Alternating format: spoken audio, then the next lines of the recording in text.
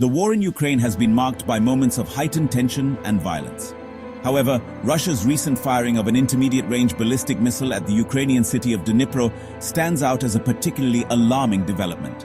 This act represents a significant escalation of the conflict, pushing it into a new and dangerous phase. The use of such a powerful weapon, capable of carrying nuclear warheads, has sent shockwaves through Ukraine and the international community. The world is now left grappling with the implications of this attack and the potential for further escalation. The IRBM strike raises profound questions about Russia's intentions in the conflict and its willingness to use even more destructive weapons. It also underscores the urgent need for a diplomatic solution to prevent the conflict from spiraling further out of control. The international community has condemned the attack, but strong and unified action is needed to deter further aggression. The stakes are incredibly high, not just for Ukraine but for global security as a whole. The use of an IRBM in this conflict is a dangerous precedent, one that could have lasting consequences for international peace and stability. To fully grasp the gravity of Russia's actions, it's crucial to understand what ballistic missiles are and how they differ from other weapons. Ballistic missiles are essentially rockets that carry warheads to their targets. They are categorized based on their range, with intermediate-range ballistic missiles falling into a particularly concerning category. IRBMs like the one used in the Dnipro attack have a range of roughly 3,400 to 5,500 kilometers. This puts them in a unique category, capable of striking targets across vast distances, but not quite reaching the intercontinental range that defines the most powerful ballistic missiles. Their intermediate range makes them particularly dangerous in regional conflicts like the one in Ukraine. The development and deployment of IRBMs are subject to international treaties and agreements aimed at limiting their proliferation. These treaties reflect the global community's understanding of the destabilizing potential of such weapons. Russia's use of an IRBM in this conflict raises serious questions about its commitment to these agreements and its respect for international norms. On date of the IRBM launch, the world watched with a mixture of horror and disbelief as Russia launched an IRBM towards Ukraine. The missile, identified as an Oreshnik, Hazel, was initially misidentified as an intercontinental ballistic missile by Ukrainian authorities, highlighting the confusion and fear surrounding the event. However, the Pentagon later confirmed that the weapon was an IRBM based on Russia's RS-26 Outrage ICBM model. The missile, carrying a conventional warhead, struck the city of Dnipro, causing significant damage and casualties. While the warhead itself was not nuclear, the missile's ability to be outfitted with nuclear warheads sent a chilling message to Ukraine and its allies. This marked the first time Moscow had deployed a weapon system capable of carrying nuclear warheads in the Ukraine conflict, raising the stakes to an unprecedented level. The decision to use such a weapon system, even with a conventional warhead, has been widely condemned as reckless and escalatory. It introduces a new and terrifying element into the conflict, one that has left many wondering if this is a sign of even more devastating attacks to come. Ukraine's response to the IRBM strike was swift and unequivocal. President Volodymyr Zelensky condemned the attack as a barbaric act of terrorism and called for a strong and unified response from the international community. He highlighted the indiscriminate nature of the attack, emphasizing that it targeted civilians and civilian infrastructure. Zelensky's outrage was echoed by leaders across the globe. The United States expressed deep concern over Russia's willingness to escalate the conflict and deploy such a destabilizing weapon system. The European Union condemned the attack in the strongest possible terms, calling it a blatant violation of international law and a grave threat to European security. The IRBM launch has also fueled anxieties within NATO. The alliance, already on edge due to the conflict in Ukraine, has called for emergency meetings to assess the situation and coordinate a response.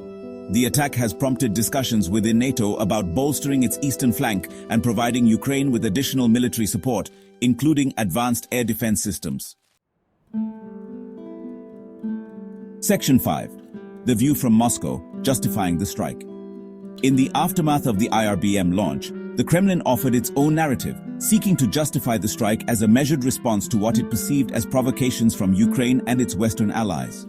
Russian officials claimed that the missile strike was in retaliation for recent Ukrainian attacks on Russian territory, including strikes that utilized Western-supplied weapons. Russian President Vladimir Putin, in a televised address, attempted to frame the IRBM launch as part of a broader strategy to deter NATO expansion and counter what he described as Western aggression. He accused the United States and its allies of using Ukraine as a pawn in a geopolitical game aimed at weakening Russia. Putin's rhetoric, however, has been met with skepticism and condemnation from the international community. Many observers see the IRBM launch as a sign of desperation and a dangerous escalation driven by Russia's battlefield setbacks in Ukraine. The Kremlin's attempts to justify the strike have done little to quell international outrage.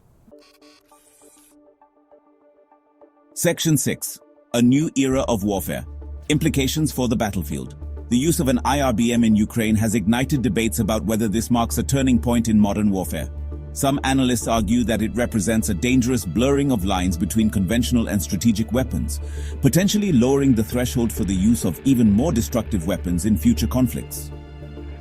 The introduction of IRBMs into the Ukrainian battlefield also raises concerns about the potential for miscalculation and escalation. The speed and range of these missiles, coupled with the possibility of them carrying nuclear warheads, create a scenario where a misinterpretation or an accidental launch could have catastrophic consequences. Furthermore, the IRBM strike has highlighted the vulnerabilities of traditional air defense systems against such advanced weapons. This has prompted discussions about the need for more sophisticated and layered air defense networks, capable of intercepting ballistic missiles across varying ranges. Section 7. The global security landscape shifting sands. The reverberations of the IRBM launch extend far beyond Ukraine, sending shockwaves through the global security landscape. The attack has underscored the fragility of the post-Cold War security order and the growing risk of conflict between nuclear-armed states. The incident has also highlighted the challenges of deterring aggression in a multipolar world, where traditional alliances and security guarantees are being tested. The escalating tensions between Russia and the West, coupled with the rise of China and other regional powers, have created a complex and unpredictable geopolitical environment. In this context, the IRBM launch serves as a stark reminder of the need for robust diplomacy and international cooperation to manage crises and prevent conflicts from escalating to catastrophic levels. The international community must work together to reaffirm existing arms control agreements, strengthen non-proliferation efforts, and explore new avenues for dialogue and de-escalation. Section 8. The NATO Factor. Strengthening the alliance's resolve. The IRBM launch has presented NATO with a defining challenge, forcing the alliance to confront the evolving security environment in Europe and reaffirm its commitment to collective defense. The attack has injected a sense of urgency into NATO's deliberations, leading to calls for a more assertive posture towards Russia. In the wake of the strike, NATO has stepped up its military presence in Eastern Europe, deploying additional troops, aircraft and warships to reassure allies and deter further Russian aggression.